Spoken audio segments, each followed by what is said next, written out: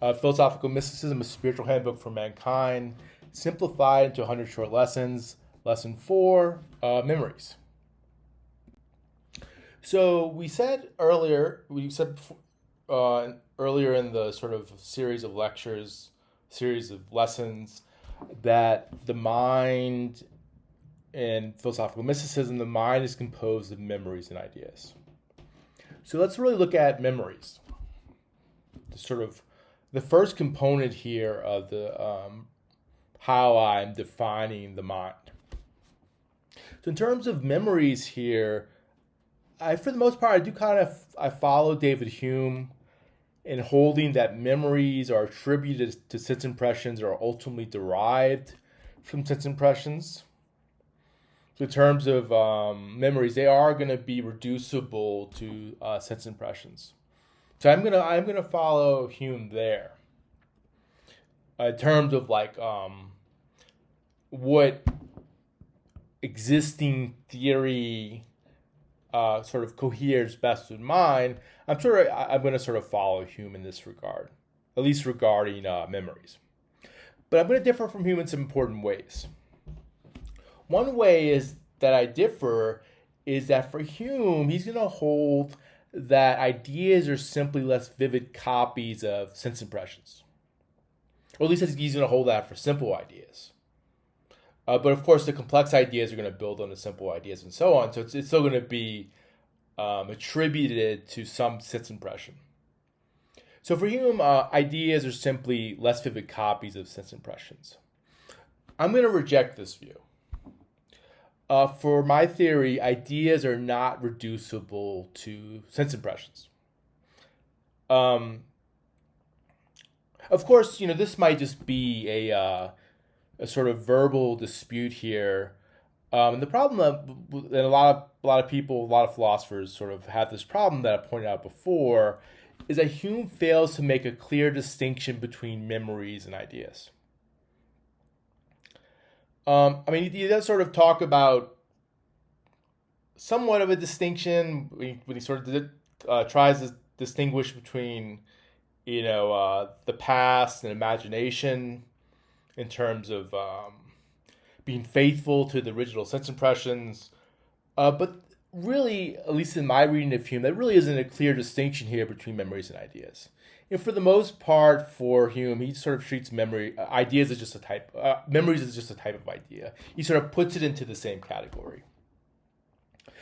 But it's sort of being charitable here, though. If we just sort of replace the word idea with memory and all of its sort of uses, what Hume argues, at least in this sort of basic sense, is somewhat close to what I'm arguing. In terms of the memories being attributed to and reducible or derived from sense impressions. So if we just sort of replace the word idea with memory, we kind of get going on something close to what Hume was arguing for in his project. But again, ideas are definitely something distinct from what a memory is. So they're not just the same thing. So again, let me just sort of give some caveats too. So I'm kind of in the spirit, I'm following Hume here, at least as far as memories go. But there are some caveats in terms of how my theory is going to, differ considerably from what Hume was arguing. So again, first, memories and ideas are not the same thing. They're not interchangeable with one another. So I've made this point before, they're not the same. They're radically different from one another. So I'll use that word. I use the word radically. Memories and ideas, in my theory, are radically different from one another. Even if they sometimes seem very similar, they are different. They're completely different things. Next, and just sort of that's sort of distinguishing ideas. But even memories, I'm going to sort of, in my view of memory, I'm going to sort of diverge from Hume as well. In my view, while reducible to sense impressions, memories are not merely exact copies of sense impressions or less vivid copies of sense impressions. So they are reducible to sense impressions ultimately. But unlike Hume, they're not just copies. They're not copies, exact copies at least.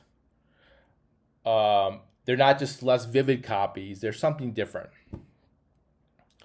In my view, memories are distorted by other memories and emotions. By the time it makes its way to be physically stored in the brain, memories are something different from the sense data itself. So this is kind of hard to sort of follow, I think, or hard to sort of accept.